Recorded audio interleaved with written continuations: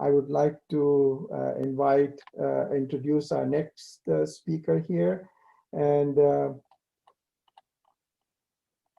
with that, I will be introducing Dr.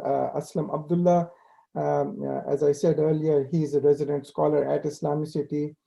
He received a doctorate in communications from the University of London, England in 1987. Dr. Abdullah is the chief editor of Muslim Media Network, Inc., that publishes the Muslim Observer. He has served as director of the Islamic Center of Nevada and Masjid Ibrahim in Las Vegas.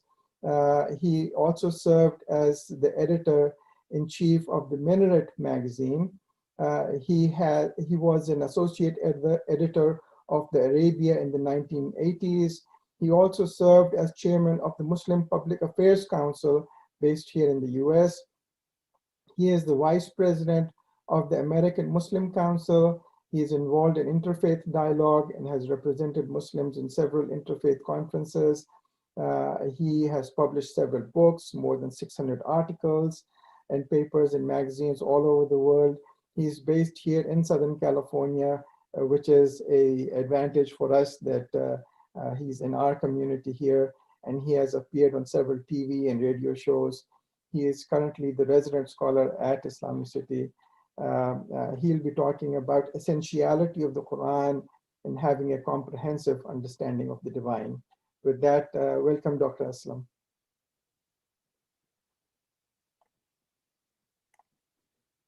Dr. Aslam, you're muted right now. We can't hear you.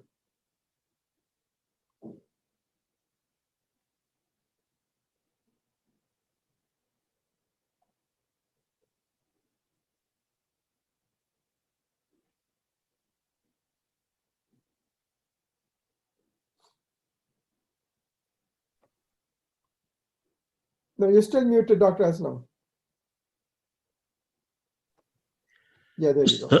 Assalamu alaikum wa rahmatullahi wa barakatuhu. A'udhu billahi minash shaitanir rajim. Bismillahir rahmanir rahim. I'm sorry for this technical hitch that usually I come across whenever I am on the web. The topic that I would be focusing on is the essentiality of the Quran in developing a comprehensive understanding of God Almighty and His message. And my understanding is that without understanding the Quranic concept of God, our understanding of God, and by our, I mean the people of different faiths and different cultures and different religions, would remain incomplete. And I'm saying that on the basis of three major claims that the Quran has made uniquely in its 6,336 sentences, or what we call the ayahs or signs.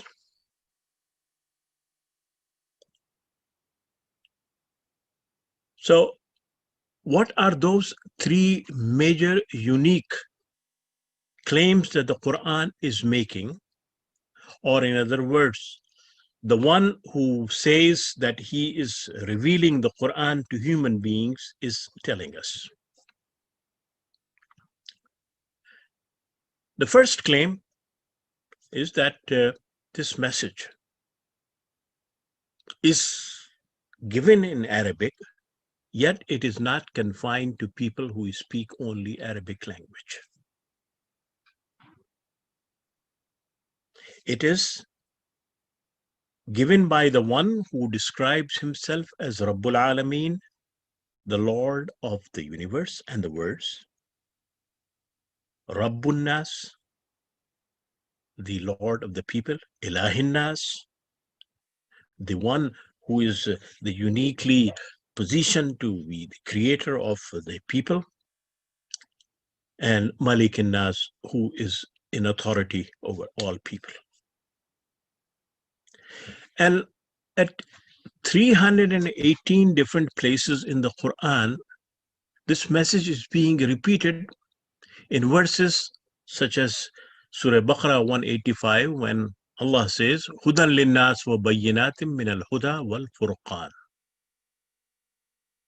Haza bayanun linnas wa hudam wa mu'izatun lil muttaqin. This is a clear lesson upon all people and guidance and admonition to all those who are conscious. Inna anzalna ilayka al-kitaba bil haqq litahkuma bayna an-nasi bima araka Allah wa la takun lil kha'inina khasima. Behold, we have bestowed upon these from on high this divine writ, setting forth the truth, so that you may judge between people in accordance with what God has taught you. Hence, do not contend with those who are false to their trust. وَلَقَدْ صَرَّفْنَا لِلنَّاسِ فِي هَذَا الْقُرْآنِ مِنْ كُلِّ مَثَلٍ فَأَبَى أَكْثَرُ النَّاسِ إِلَّا كَفُورًا. For indeed, many facets we have given in this Quran to every kind of lesson designed for the benefit of humanity. So time and time again, places and places again, Quran is repeating this message. وَلَقَدْ صَرَفْنَا فِي هَذَا الْقُرْآنِ لِلنَّاسِ مِنْ كُلِّ مَثَلٍ وَكَانَ الْإِنسَانُ أَكْثَرَ شَيْءٍ جَدَلًا وَلَقَدْ آتَيْنَا مُوسَى الْكِتَابَ مِنْ بَعْدِ مَا أهلكنا القرون الأولى بصائر للناس وهدى ورحمة لعلهم يذكرون. The first claim of the Quran, and that claim is being made not to Muslims, because there are no one Muslims at that particular time, with the exception of the one who was telling him, and that is the Prophet sallallahu alaihi wasallam, giving that assurance to all the people, not Muslims. Because the first recipients and the first people who heard this message were non-Muslims. That this message is for all human beings by the one who is the creator of all human beings. So that is the first tall claim that was made by the Quran. The second tall claim that was made by the Quran, that this is not a unique message. And then this message is a message that is testifying the message that came before what is being repeated in Arabic. So there is a continuity in the divine guidance to human being. And I'll just repeat a few verses of the Quran in that respect. وَلَمَّا جَاءَهُمْ رَسُولٌ مِّنْ عِنْدِ اللَّهِ مُصَدِّقًا لِمَا مَعَهُمْ نبذ فريق من الذين أوتوا الكتاب كتاب الله وراء ظهورهم كأنهم لا يعلمون. And even now, when there has come unto them an apostle from God, confirming the truth already in their possession, some of those who were granted revelation aforetime cast the divine writ behind their backs as though unaware of what it says. Or the other place, وَلَمَّا جَاءَهُمْ كِتَابٌ مِّنْ عِنْدِ اللَّهِ مُصَدِّقًا لِمَا مَعَهُمْ وَكَانُوا مِنْ قَبْلُ يَسْتَفْتِحُونَ عَلَى الَّذِينَ كَفَرُوا.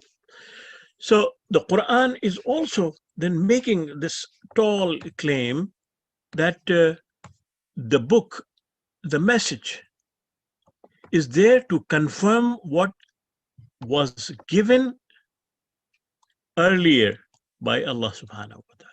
وَآمِنُوا بِمَا أَنزَلْتُ مُصَدِّقًا لِمَا مَعَكُمْ وَلَا تَكُونُوا أَوَّلَ كَافِرٍ بِهِ وَلَا تَشْتَرُوا بِآيَاتٍ ثَمَنًا قَلِيلًا وَإِيَّايَ فَاتَّقُونِ. Believe in that which I have now bestowed from on high, confirming the truth already in your possession, and be not foremost among those who deny the truth. Or in the other verse in Surah Imran, verse 3, نزل عليك الكتاب بالحق مصدقا لما بين يديه. Verses after verses, at least at 25 different places, the Quran is telling all those people who are listening to the message. Initially, they were non-Muslims and who became Muslims later, reminding them that this message is not something different than what was given earlier. نزل عليك الكتاب بالحق. That Allah subhanahu wa ta'ala has revealed it, and it is testifying everything. بين يديه وأنزل التوراة والإنجيل, and it in reference to the Torah and Injil. In other words, every book, when the Quran uses the examples of Torah and Injil, it does not mean that these are the only two books that were revealed. They are mentioned by name, as only 25 messengers I mentioned by name, but there are many others. Quran does not mention every detail, minute detail of every message and every messenger. It focuses on those kind of broader points. So it says that look around yourself. And when you find anyone claiming that it has come from God, verify it, look into it, and see what is it that is being communicated, and what is it that the Quran is confirming of what is said in those books. نزل عليك الكتاب بالحق مصدقا لما بين يديه. So this is the second tall claim that the Quran is making, that every message that is being relayed to the Quran is testifying things that were said earlier. In other words, there is a continuity of the divine message. Implied in this is that God would not confuse human beings by giving different messages to different people, regardless of the language in which they were given, to confuse people. He would not. So the message that was given at the time of Adam alayhi salatu wasalam, in principle, it would remain the same if it was shared by Musa alayhi salatu wasalam, or if it is shared by Prophet sallallahu alayhi wasallam. And we find that also the Quran is saying in reference to all the messengers, as at one place the Quran says, وَإِذْ قَالَ عِيسَى ابْنُ مَرْيَمَ يَا بَنِي إِسْرَائِيلَ إِنِّي رَسُولُ اللَّهِ إِلَيْكُمْ مُصَدِّقًا لِمَا بَيْنَ يَدَيَّ مِنَ التَّوْرَاةِ وَمُبَشِّرًا برسول يأتي من بعدي اسمه أحمد فلما جاءهم بالبينات قالوا هذا سحر مبين.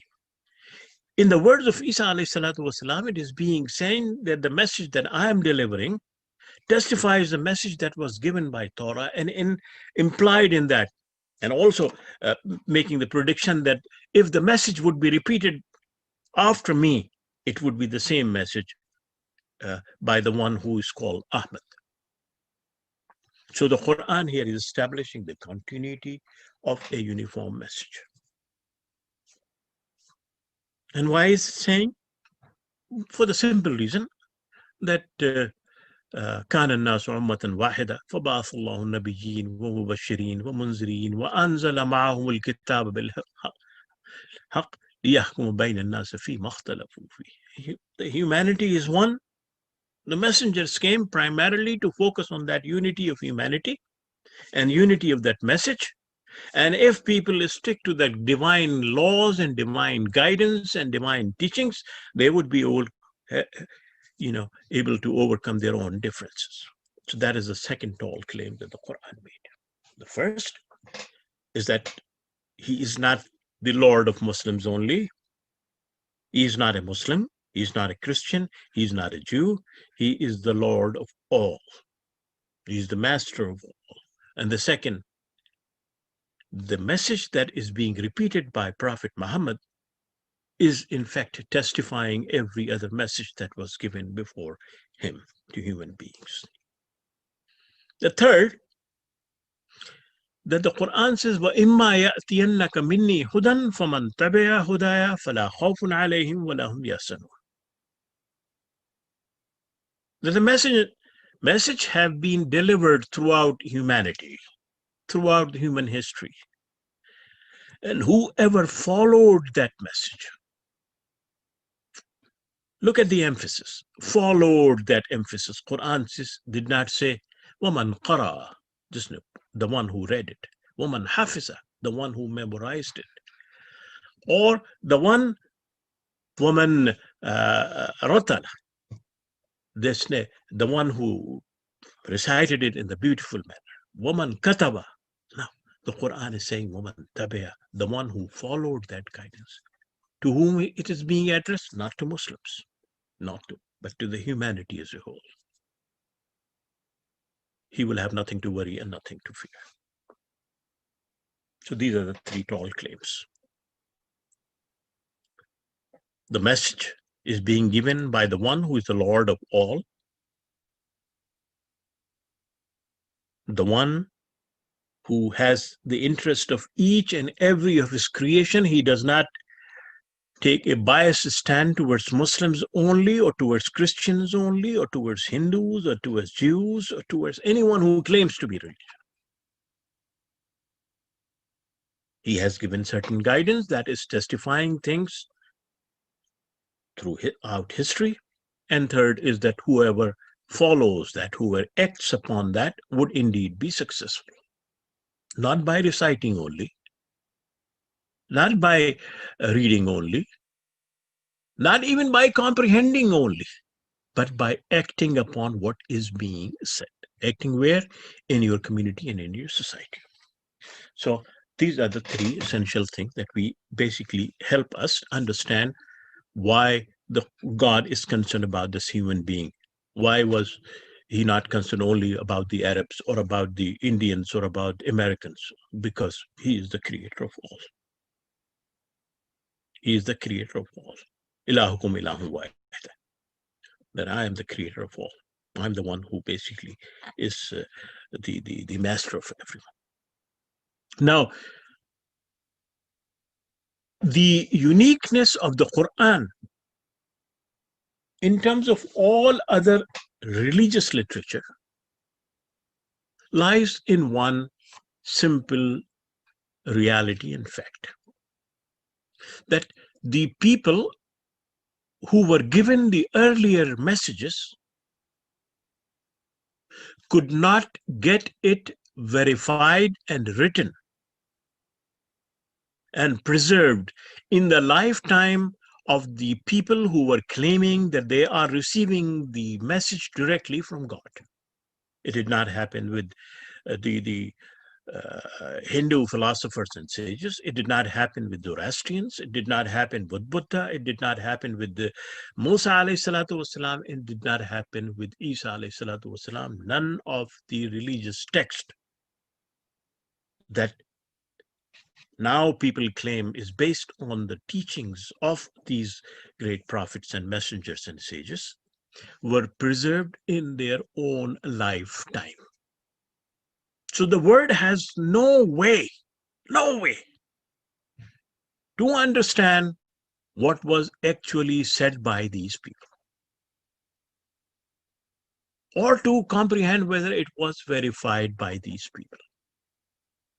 While in the case of the Quran, we find that the Prophet ﷺ made it obligatory from the day one that everything that is being revealed to him by God Almighty, and it's a claim, certainly, because none of us saw angel coming down to the Prophet ﷺ. It is a claim, and we accept that claim on the authority of the Prophet and his character in the society.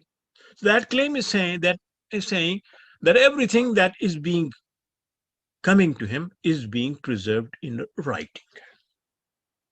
In other words, if God is introducing him, and if those words through which God has introduced himself is preserved in an authentic and accurate manner, then we would have an understanding of what God is saying. Because in the case of other literature, it is almost impossible to determine whether what was attributed to God or what was attributed to the teaching as teachings is accurate or not.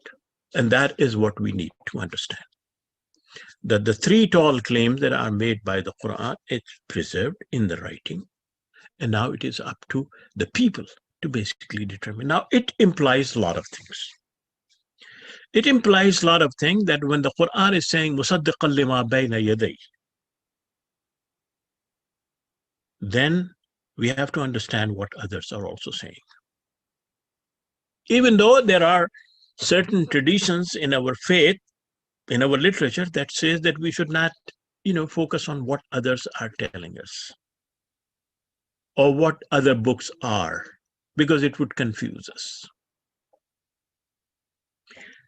But many among the Muslims who understood the Quran in this particular way said that we have to have that understanding of other religious texts in order to understand and compare what this Quran is saying, to develop a better understanding of human society, and more than that, the message of God and God Almighty. So that is the first thing.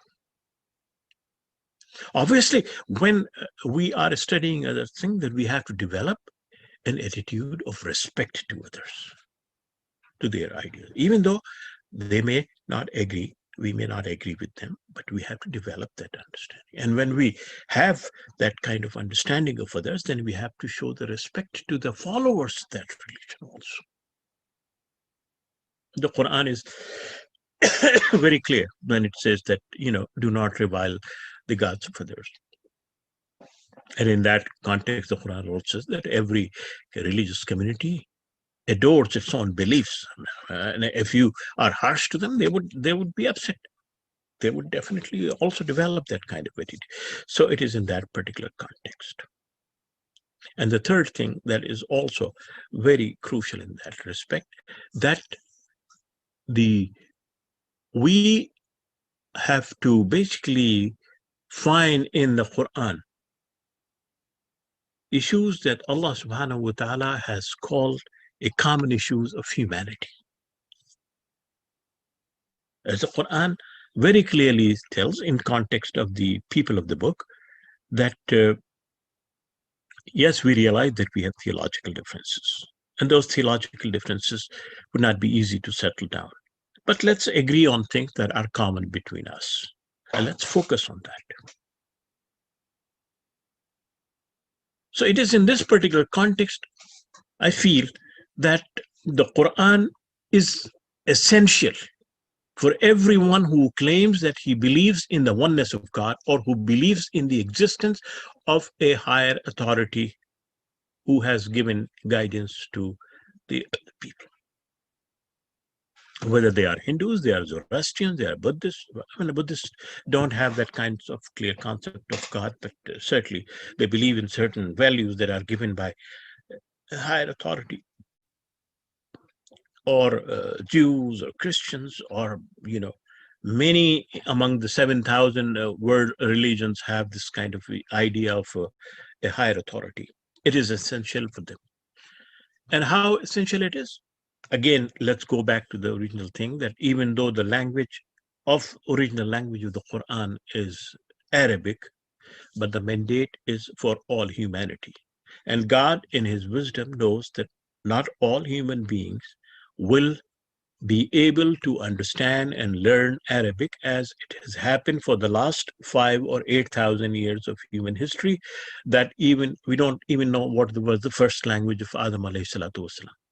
We don't know the language of Isa alayhi salatu wasalam was Arabic. We know that the language of Musa alayhi salatu wasalam was Hebrew. We don't know what is the language of the people of Lut. We do not know what was the language of people of Noah. I mean, even though some people claim that in Iraq there is a manuscript that is based on the language of Noah alayhi salatu. So Allah subhanahu wa ta'ala in his wisdom knows that not all people will be able to learn only one language throughout their history. And even the one language in our world which is more used than any other language is English language.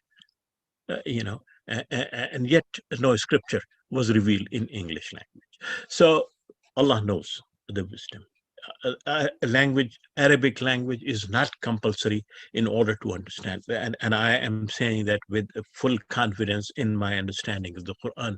People can understand the Quran, the essential message of the Quran, the basic message of the Quran, where God defines himself, God defines his teaching, God defines his guidance, God defines his rules, God defines his rule, can be understood in any language if it is translated properly in that particular. And that effort would continue. The human beings would keep on doing that kind of efforts.